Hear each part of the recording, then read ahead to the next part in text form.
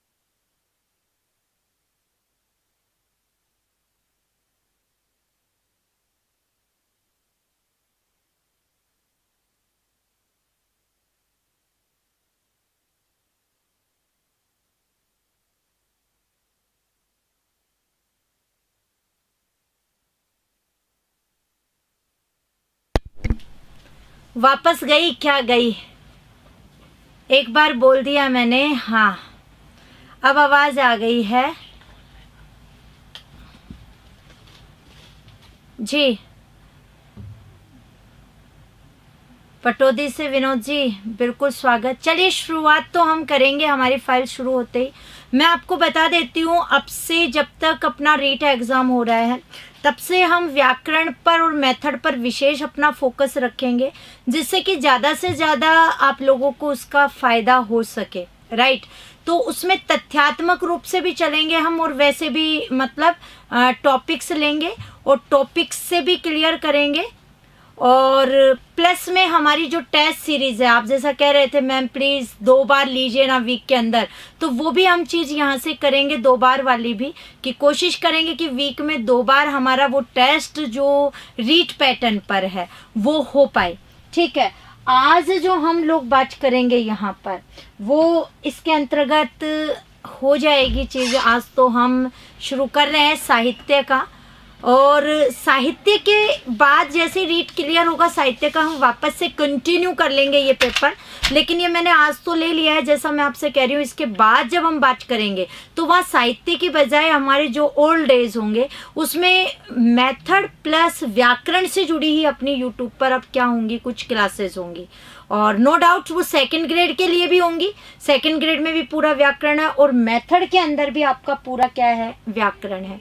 तो दोनों में पूरा व्याकरण है, तो फ़ायदा ही फ़ायदा होगा दोनों ही लेवल को। और ग्राम सेवक वाले जो बच्चे हैं उनको भी उसका क्या रूप मिलेगा, क्लियर रूप मिलेगा।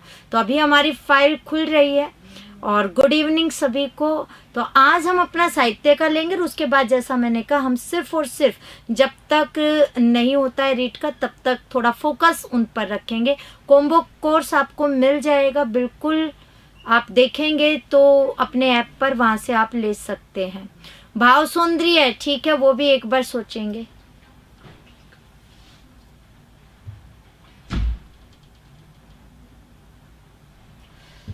ये क्या है,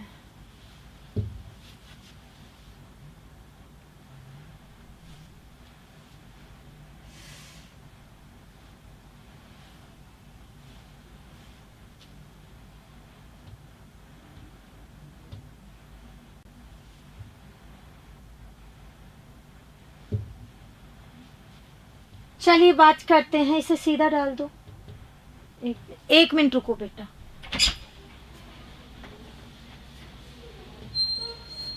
जल्दी आ जाओ।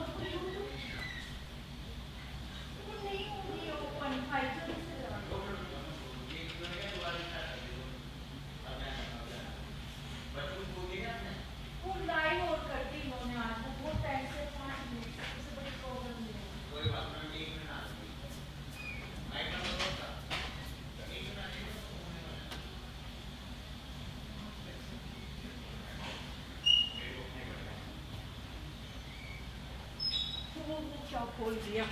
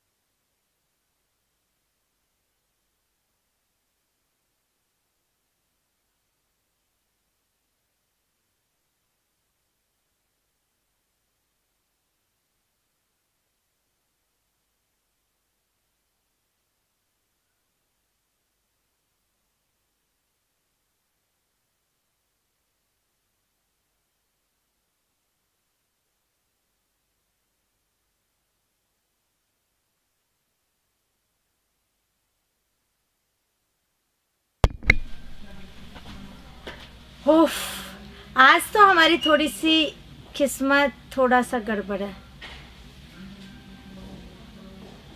जी पवन, वेट ओनली 1 मिनट। कनेक्ट तो हो गया, हमारा नेट आ गया है।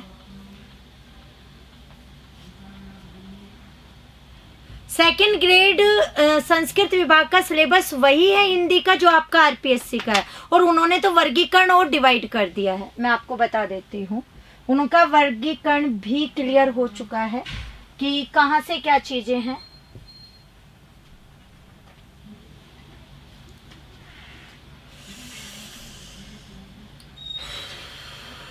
हाँ, आज तो नीतू नजर लग गई अपनी क्लास को, डेफिनेट है।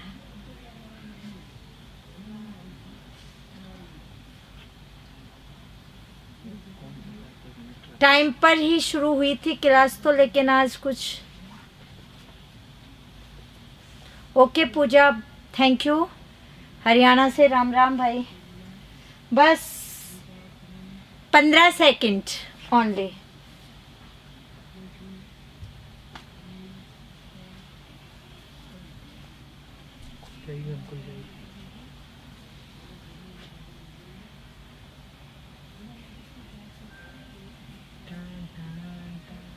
खुल गया, मैंने कहा था ना 15 सेकंड में हो जाएगा शुरू। Thank you. तो एटलीस्ट हम जीत गए, खुल तो गई अपनी एटलीस्ट। जी तो चलिए शुरुआत कर लेते हैं। हमारा खुल गया है। भाव सौंदर्य के बारे में भी बिल्कुल बात करेंगे। अब हमारा बहुत टाइम जा चुका है, तो प्लीज शुरुआत करते हैं। और ये तो टॉपर्स की आ गई है जो मैं बाद में लूंगी, पहले हम पढ़ना शुरू करेंगे। आज हम वैसे ही लेट हो चुके हैं बहुत ज्यादा, तो टाइम वेस्ट नहीं करेंगे हम। जरा देखिए पहला प्रश्न, राहुल सांकृत्यायन ने हिंदी का प्रथम कवि किसे माना है? जोइंदू, सरहप्पा, पुष्पदंत, स्वयंभू। ये आपके ऑप्शन है, जरा फटाफट आंसर आप देते जाइएगा। पहला कवि राहुल सांकृत्यायन ने किसे माना है? जरा जल्दी जल्दी।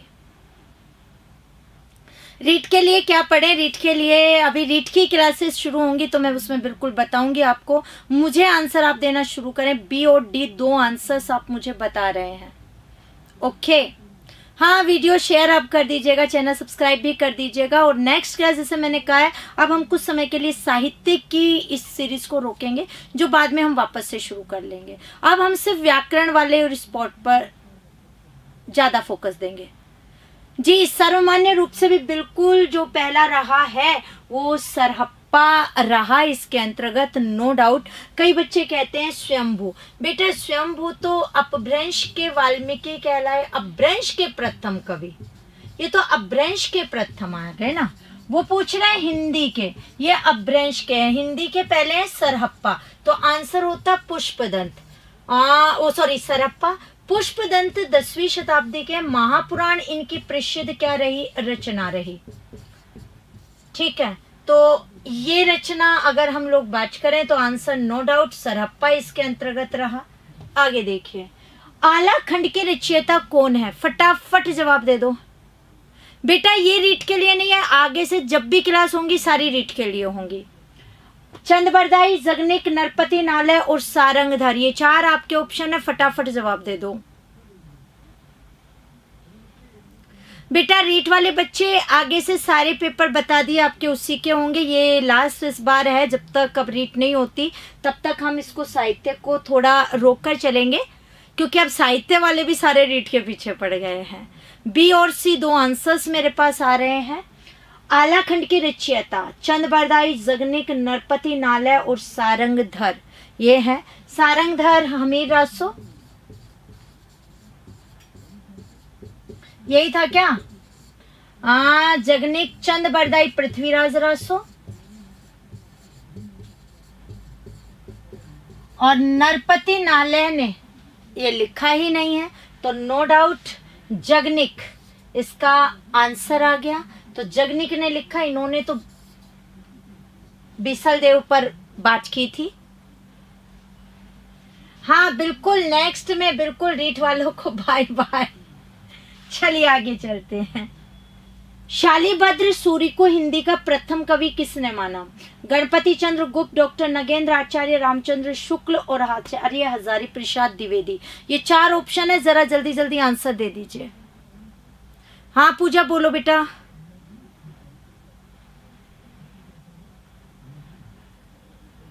सेकंड ग्रेड वालों के लिए तो है ही है, सेकंड ग्रेड फर्स्ट ग्रेड उन सब के लिए तो है ही,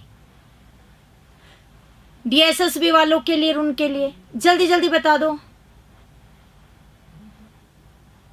ए और सी दो हैं।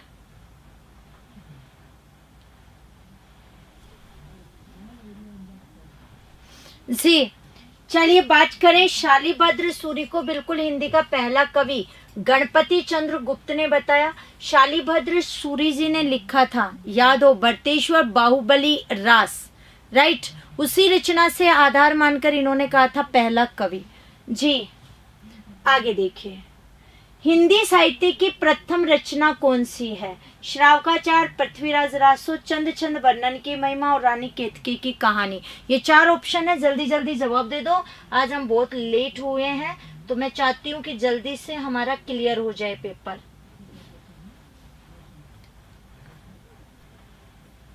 बेटा आपका कोर्स नहीं चल रहा है पूजा, एक बार अपडेट कर लो, हो सकता है आपने अपडेट नहीं किया हो कोर्स को। ए आ रहा है, सी आ रहा है और डी आ रहा है, तीन आंसर। जी बात हम कर ले, यहाँ हिंदी साहित्य की प्रथम रचना है श्रावकाचार। श्रावकाचार देवसेन की रचना है। 933 में इसकी क्या की थी, रचना की थी। अगर बात करें हिंदी के पहले कवि सरप्पा है, लेकिन सरप्पा की कोई रचना लिखित में नहीं मिली। लिखित रूप जो हमें सबसे पहले मिले वो किस में देखने को मिले? श्रावकाचार में, जो किसकी रचना है? देवसेन की 10वीं शताब्दी की क्या है, रचना है। तो नो डाउट आंसर चार का पहला। राउलवेल कृति है, खंड काव्य, काव्य, गद्य, चंपू काव्य।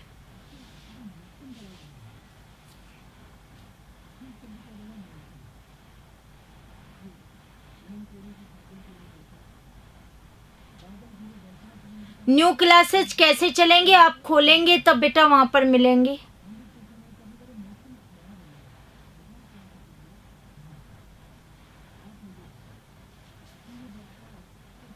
रीट की चलेगी अब इसके बाद सारी ही क्लासेस,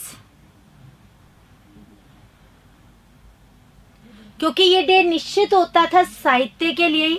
अब साहित्य वाले बच्चे भी रीट की तरफ आ गए हैं, इसलिए आज तो मैंने ले लिया है ये। आगे जब तक अब फिर नेक्स्ट उससे शुरू करेंगे साहित्य का। चंपू काव्य, जी वेरी गुड। चंपू काव्य कहते किसे हैं? सबसे पहले ये चीज तो गद्य पद्य मिश्रित रचना। गद्य पद्य मिश्रित रचना क्या कहलाती है? चंपू काव्य। इसमें इसके रचयिता है रोड़ा और मैं कहूँ इसकी नायिका है राउल। इसमें राउल नायिका के नख शिख सौंदर्य का क्या किया गया है? वर्णन। पहले नायिका का जो वर्णन है वो गद्य में किया गया, वो पद्य में किया गया, उसके बाद गद्य में। तो गद्य पद्य मिश्रित रचना है।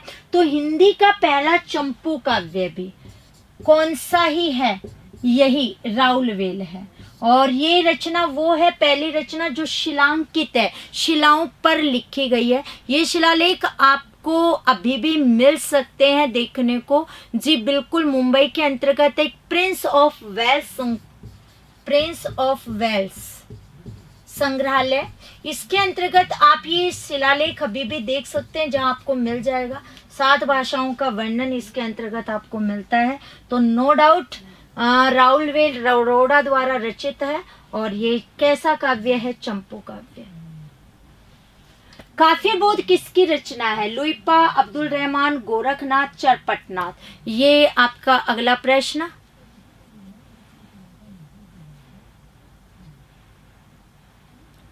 सेकंड ग्रेड हिंदी की ऑब्जेक्टिव तो आई हुई है बेटा, आप ले सकते हैं। मेथड की रीड की है बुक ऑलरेडी।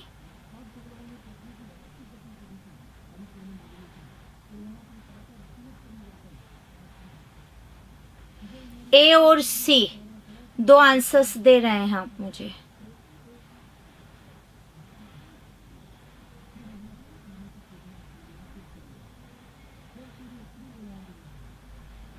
अब्दुल रहमान,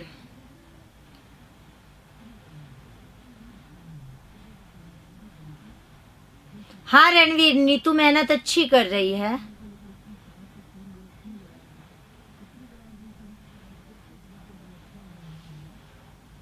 हाँ वासुदेव, तेरे आंसर मैं देख रही हूं। काफिर बोध गोरखनाथ की। अगर हम बात करें लुइपा की, है नहीं, लुइपा कहें तो सर्वश्रेष्ठ उसके अंतर्गत बोधों के अंतर्गत आ जाते हैं। सॉरी, उसके अंतर्गत सर्वश्रेष्ठ 84 के अंतर्गत, तो ये आ गए हैं। अगर बात करें अब्दुल रहमान संदेश रासक है, तो ये भी यहाँ पर नहीं है। चरपटनाथ यहाँ है नहीं। गोरखनाथ, गोरख सार, गोरख संग्रह, काफिर बोध, नरवई बोध, ये इनकी रचनाएं हैं। तो गोरखनाथ का है काफिर बोध। तो नो डाउट सी इसका क्या होता आंसर। उस समय जैसे गाथा कहने से प्राकृत का बोध होता था, प्राकृत यानी प्राकृत भाषा, वैसे ही दोहा कहने से अपभ्रंश या प्रचलित काव्य भाषा का पद्य समझा जाता था। कथन इस विद्वान का है। हजारी प्रसाद द्विवेदी, रामकुमार वर्मा, आचार्य शुक्ल और मोतीलाल मेनारिया। ये ऑप्शन है आपके, आंसर आप दे दें मुझे फटाफट, क्या है। बुक बेटा पूजा आपको मार्केट में पता चलेगी किस हिसाब से दे रहे हैं।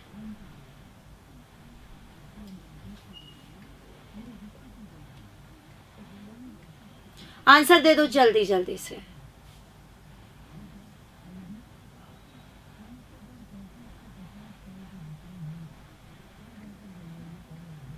जी,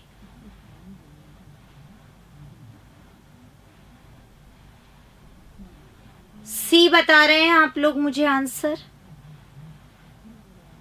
बी बता रहे हैं कुछ बच्चे।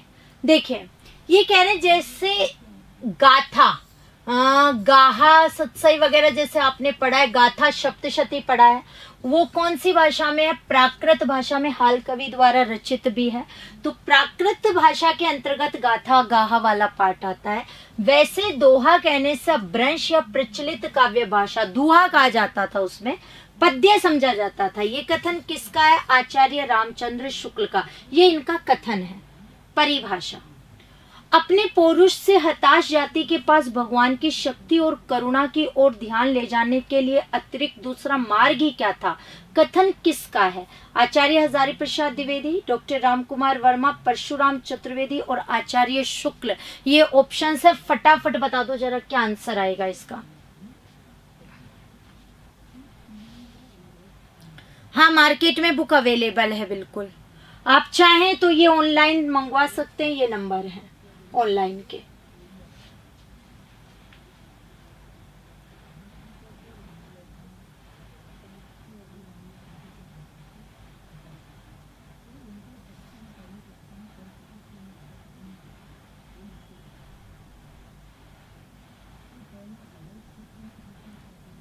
ये नहीं पता है, ओके। और बताओ भाई, आप बता सकते हैं। वैसे थोड़ा सा दिमाग लगाते तो बहुत सी चीजें होती हैं जो अपने दिमाग से वैल्यूएबल, आपने इतना पढ़ रखा तो भी जवाब दे सकते हो। सारी चीजें तो याद नहीं हो सकती ना पढ़ी हुई उसके अंदर, और सारे कथन भी आपको ध्यान नहीं रह सकते। ये कह रहा है अपने पौरुष से हताश जाति के पास भगवान की शक्ति और करुणा की ओर ध्यान ले जाने के लिए अतिरिक्त दूसरा मार्ग ही क्या था? हजारी जी तो है नहीं, क्योंकि हजारी जी ने तो आपको पता है यदि इस्लाम भारत में नहीं आया होता तो भी भक्ति का स्वरूप 12 आने ऐसा ही होता था, ऐसा कहा था उन्होंने। तो इसका मतलब वो तो इस चीज के उसमें है नहीं। तो जाहिर सी बात है आचार्य रामचंद्र शुक्ल ने कहा था कि पौरुष जो है उनका परास्त हो चुका था, भगवान की शक्ति आधार रह गई थी। तो इसका आंसर कौन सा है? 4 नंबर। ज्ञानाश्रय शाखा को संत साहित्य या संत काव्य परंपरा नाम किस साहित्यकार ने दिया है? 4 ऑप्शन है, हजारी जी, शुक्ल जी, रामकुमार जी और मिश्र बंधु। ये आपके ऑप्शंस हैं। देखिए क्या आंसर्स आते हैं आपके।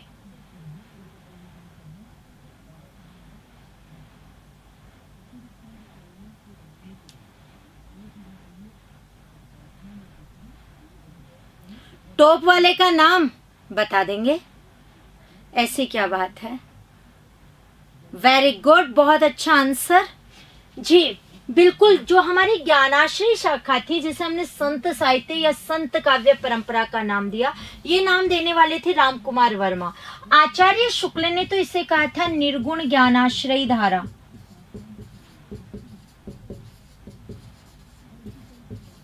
और अगर मैं बात करूं हजारी जी की तो इन्होंने कह दिया था निर्गुण भक्ति साहित्य, ये नाम दिए थे इन्होंने तो। और संत काव्य धारा या संत काव्य परंपरा का नाम दिया था रामकुमार वर्मा ने। तो ये आपके आंसर यहां पर आ जाते हैं। किस संत कवि को भारतीय लूथर की संज्ञा दी गई है? रामानंद, कबीर, रविदास, दादू दयाल। ये हैं आपके, जरा फटाफट बता दीजिएगा आंसर। हाँ, पढ़ाया तो मैंने था और ये आए हुए ही क्वेश्चन है, लेकिन आपने पढ़ा है तो, नहीं पढ़ोगे तो कैसे आएगा? मुझे बता दो आप लोग। चाहे वो आपका व्याकरण हो, चाहे से वो साहित्य हो, चाहे से वो मेथड हो, पढ़ना तो जरूरी है।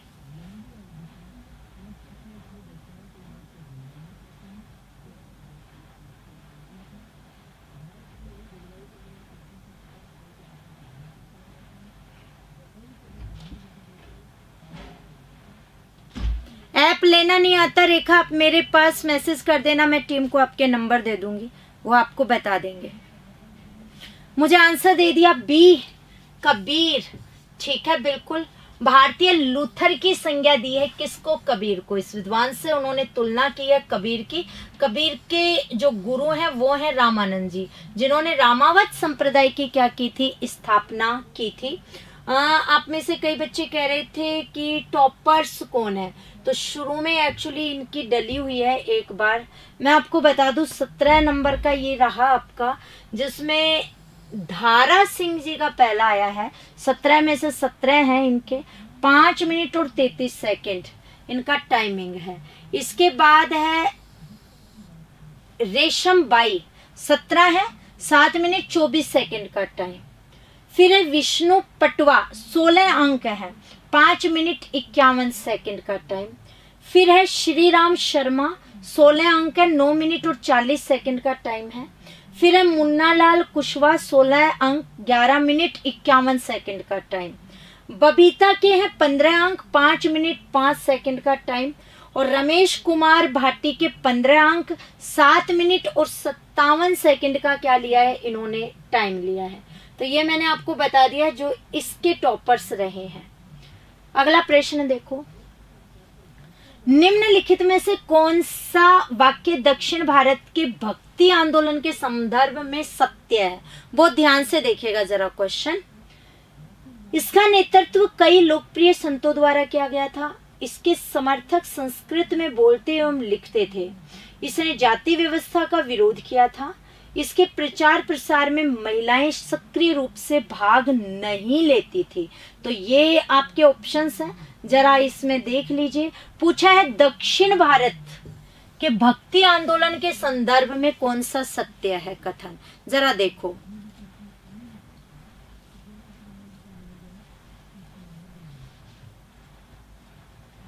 बेटा पूजा, स्कूल लेक्चरर का मैं आपको बताऊं टेस्ट सीरीज का लेवल, तो बेटा बहुत अच्छा रखा है मैंने ऐसा रखा है कि अगर बच्चे ने उन क्वेश्चंस को क्लियर किया तो आई होप से बाहर उसको कोई भी क्वेश्चंस उस रूप में नहीं मिलेंगे। हर रूप को उसमें लिया है।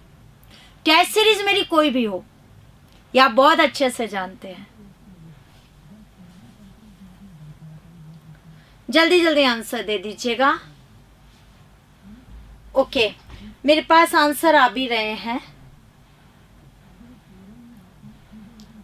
हाँ, आपका नाम आया, बधाई हो आप सभी को।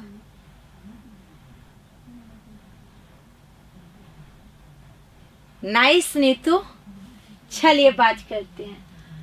वाक्य दक्षिण भारत के भक्ति आंदोलन के संदर्भ में सही बताया है। दक्षिण भारत में आपको पता है 7वीं शताब्दी के अंतर्गत भक्ति आंदोलन की क्या हुई थी शुरुआत, और आपको बहुत अच्छे से पता है आलवार संत को इसका श्रेय गया, जो क्या थे, वैष्णव थे।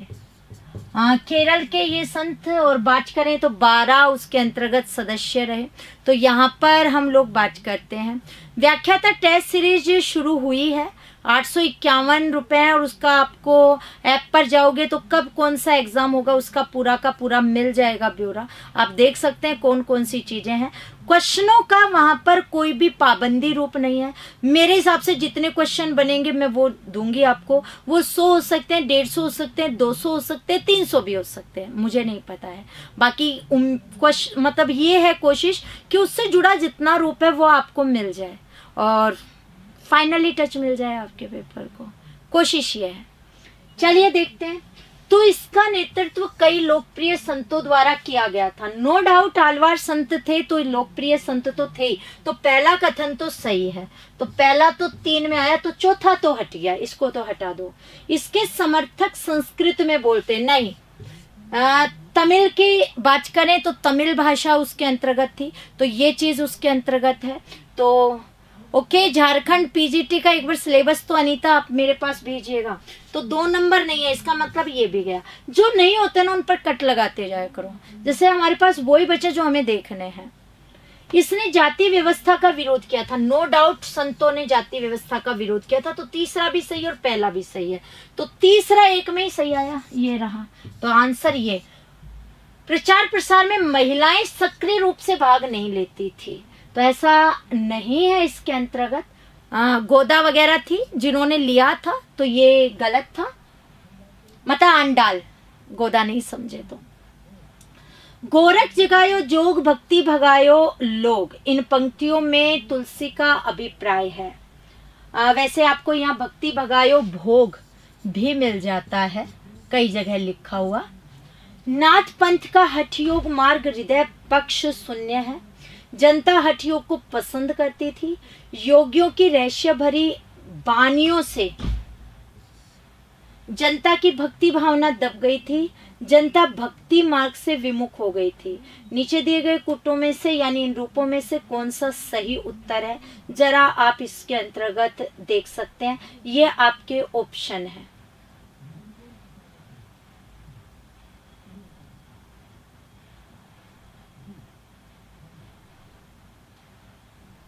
जल्दी जल्दी आंसर। हाँ बिल्कुल, 51 मॉडल टेस्ट वाली जो बुक है उसमें बिल्कुल रीट का लगभग पार्ट हो जाना चाहिए आपका क्लियर, इसमें कोई दो राय नहीं है। जल्दी जल्दी।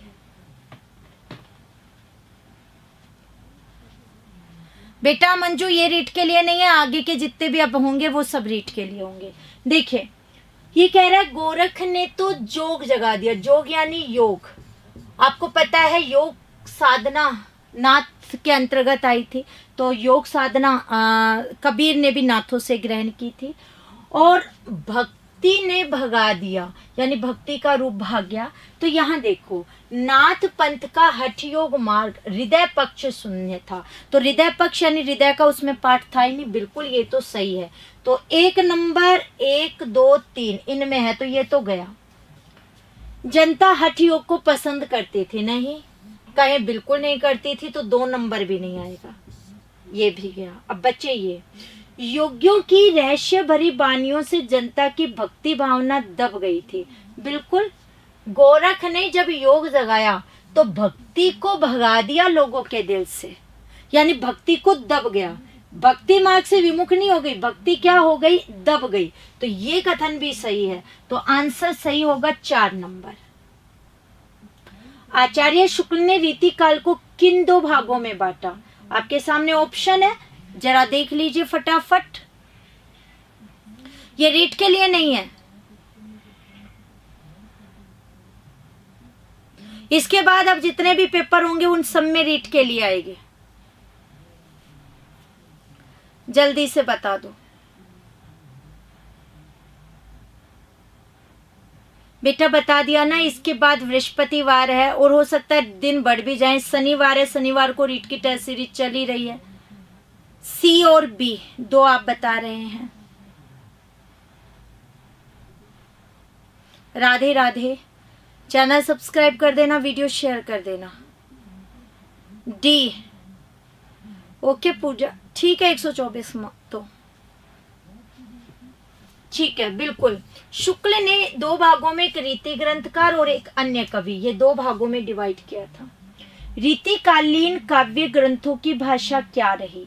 अवधी, भोजपुरी, राजस्थानी, ब्रज भाषा। ये 4 ऑप्शन फटाफट जवाब दे दो।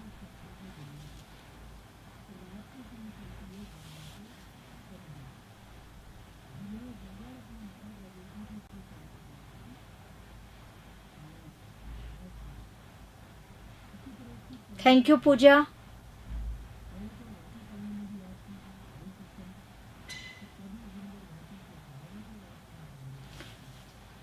जी, सबसे पहले रीतिकालीन काव्य ग्रंथों की भाषा। रीतिकाल को कहा जाता है ब्रज भाषा का स्वर्ण काल।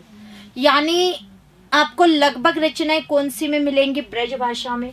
तो नो डाउट आंसर क्या होगा? ब्रज भाषा इसके अंतर्गत। तो ब्रज भाषा के अंतर्गत थी। भिखारी दास की रचना का नाम क्या है? काव्य निर्णय, काव्य विवेक, भाव विलास, नवरस तरंग।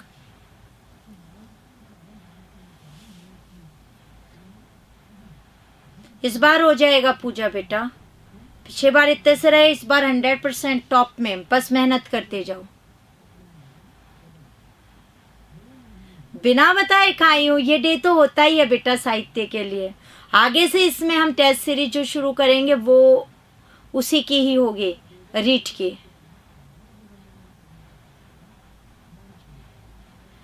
ये बेटा पूरे पाठ्यक्रम की तैयारी का जब आप कर रहे हैं तो वो बहुत लंबा चौड़ा है, वो भविष्य में होगा, अभी तो पॉसिबल नहीं है। ए और सी और बी बहुत हैं। भिखारी दास की रचना का नाम था काव्य निर्णय। सर्वश्रेष्ठ इनकी रचना रही। चिंतामणि, भावविलास आपको मिल जाएगा। इसके अंतर्गत देव का भी नो डाउट एक से ज्यादा की रचना है। तो काव्य निर्णय। बूंदी नरेश महाराज भाव सिंह का आश्रित कवि कौन सा था? बिहारी, बोधा, मतीराम, ठाकुर। ये ऑप्शन है, जरा बता दो। ओके, नोटिफिकेशन नहीं आया, इट्स ओके, जल्दी से बता दो।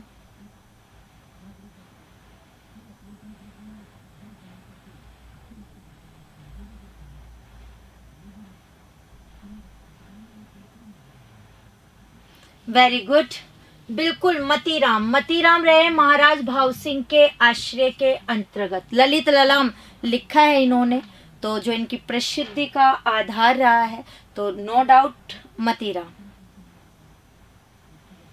पंचवटी प्रसंग काव्य के रचयिता हैं मैथिली शरण गुप्त, सियाराम शरण गुप्त और जयशंकर प्रसाद और निराला।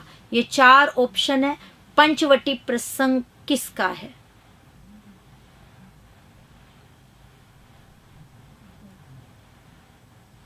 जल्दी से आंसर। हाँ, मतीरे के भाव बढ़ गए राजेंद्र, तो मतीराम भाव के आश्रय में रहे। जयशंकर प्रसाद, निराला, मैथिली शरण गुप्त, तो गॉड 3 आंसर। एक आंसर क्या होगा वो ही पूछना था, बस एक ही। हेलो दिनेश, ओके, कश्मीर से राम राम। 1 और 3 आ रहे हैं। एक्चुअली खाली मैथिली जी ने पंचवटी लिखा था, ये पूछ रहा है पंचवटी प्रसंग। पंचवटी होता तो मैथिली जी के पास पहुंच जाते आप। ये पंचवटी प्रसंग है तो जयशंकर प्रसाद का है, गीति काव्य के रूप के अंतर्गत है, तो इसके अंतर्गत ये रचना आई है। हाँ, कविता कह रही है 100% पर निराला है। ओके, सूर्यकांत त्रिपाठी निराला, और किसी का बेनी प्रवीण की है नवरस, हाँ वो ठीक है। मैथिली का सिर्फ पंचवटी है, आप ध्यान रखना।